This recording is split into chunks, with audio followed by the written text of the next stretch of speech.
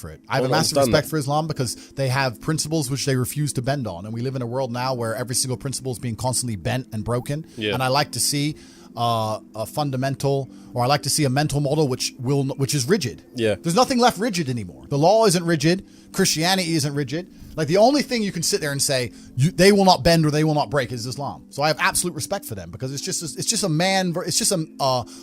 masculine imperative. It's just a masculine mindset to have. And as a man, I respect people who say what they mean what they say. Those are the rules. Oh, you don't like it? Tough. And besides Islam, there's not much of that left in the world now. Yeah. Now everything's just bending and breaking and they're just making it up. Yeah. Like, I think Christianity is a joke. I think it's a joke of a religion. If someone were to ask me my religion, I would have to say, if I was to find God, it would have to be via Islam, because how am I going to go to a Christian church when they got gay pastors and shit? The Bible says no, and you're just ignoring it. What is this? It's not even a thing. Like, to me, it's a joke of a religion now. I think it's a joke. So if you're gonna bend all your own rules, if you're gonna be tolerant of everything and stand for nothing, then I don't think you have anything. It was actually a video before this video. I believe I was on a podcast and I was explaining how much respect I have for the faith of Islam, and how it's a faith which is formidable and it's a faith that needs to be respected. If somebody says, look, the Muslims are angry at you, then it matters. But if someone says the Christians are angry at you, nobody cares anymore, right? And this is what I was trying to say. I have a lot of respect for the faith. I'm not a practicing Muslim. However, I do have absolute respect for it. Hey, absolutely. I mean, but like I said, my own personal journey, I think it's taking a little bit of time. I know people often ask me, what religion are you? And it's hard for me to answer that specifically. When I am in Dubai or near a mosque, I feel an energy that I'm at peace with and I enjoy. Wow. But I can't say it's not true also about particular churches here in Romania. So for now, all I know is I need to be a good person. And that's what I'm trying to do. But I have, and I stated it in the last podcast before, people often ask me, which religion when they ask me which religion I am, I make it very clear the religion I have the most respect for is Islam. It's not even close. It has to be. Yeah, it's actually amazing how in many ways, like you're saying, Jesus is one part of it, but in many ways, obviously there's key differences, but in many ways there's a lot of similarities. And it's kind of funny to me, whereas Christianity in the modern world has become such a laughingstock. And it has been, because people don't practice it in any kind of strict way anymore, really. And people say, oh, Islam's so strict. And I say, look, a lot of the rules of Islam are also in the Bible. You're a Christian who's never read it. Like, you've never read your own Bible. You don't know what your own rules are. So it's amazing how similar a lot of the tenets of the two religions are. It's just Islam and Muslims are the last people who take it seriously and practice it in a way it should be practiced and respect it. And that's why I think I first kind of went viral in the Islamic world when I said, look, I have so much respect for Muslims as a whole and the way they view their faith and how seriously they take it. I don't understand why you have these girls who call themselves Christians and they're drinking on Saturday night, meeting boys, doing whatever, and then going to church on the next day. That doesn't feel real to me. Does that make sense? So, I was getting crazy messages all over Instagram, lots and lots of messages, and I think a lot of people were very surprised by what I said, but it's very true. I mean, what I say is the Islamic faith, and I've said it already on this podcast, it's taken seriously, it's respected by its tenets, and it's very much like, let me give an analogy. If you don't respect your own house, if you walk into somebody's house and it's a mess, you're not going to worry about making a mess or about cleaning up after yourself or leaving a cup on the coffee table, right?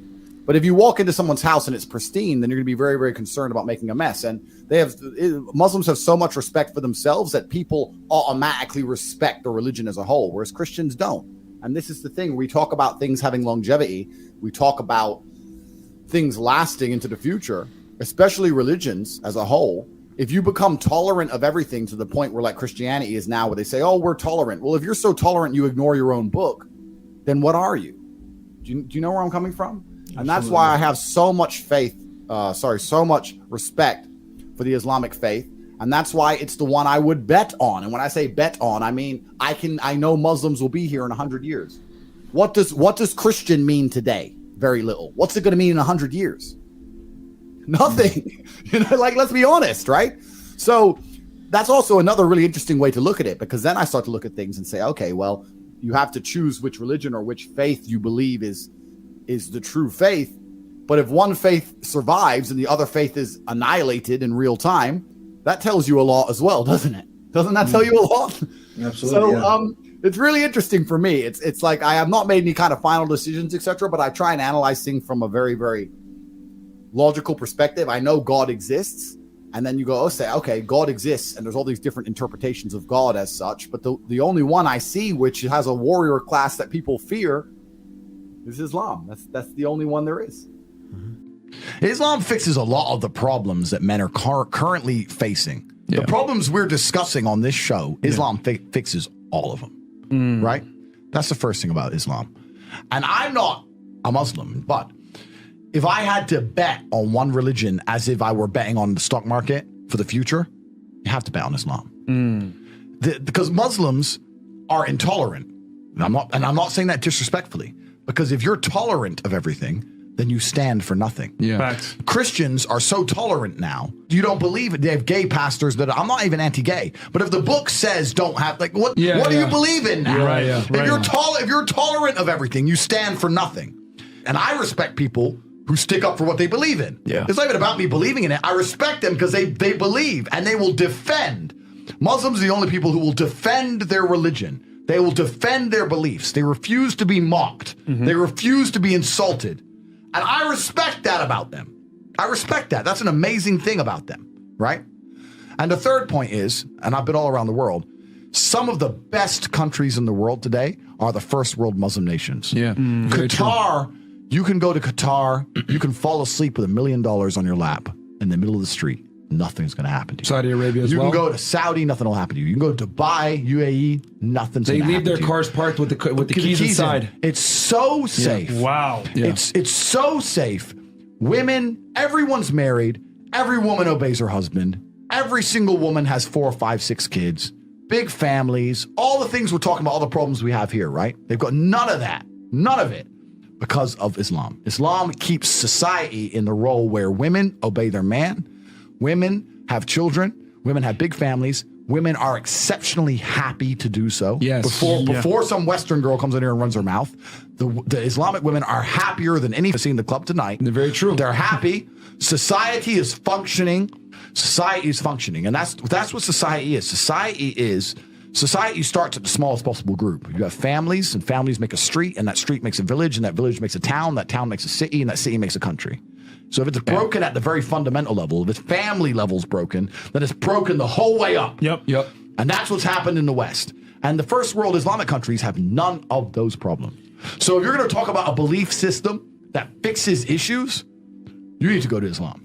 And I will say this that will fix everything. I just have even though I wouldn't identify as Muslim, I have absolute respect for the ideology, respect for the mentality, respect for the warrior aspect of it. I respect it. They don't play. They don't play. But you can insult the church all day. You can make fun of it. There's a show on Netflix about a gay Jesus. That's a joke, right? Ha, ha, ha. And what do the Christians do? Nothing. Christianity is a dead religion. If you're a Christian, and I'm saying this as a Christian myself, Christianity is a dead religion which is confined to the history books. It's dying out. Your own Pope. The Pope goes up there and talks LGBTQ. Crazy. It is over. You don't stand for anything. You don't believe in anything. You have no boundaries. You're walked on. You're mocked. The whole thing is a joke. Being a Christian now is nothing more than advertising. It's a losing religion because you've lost to Islam.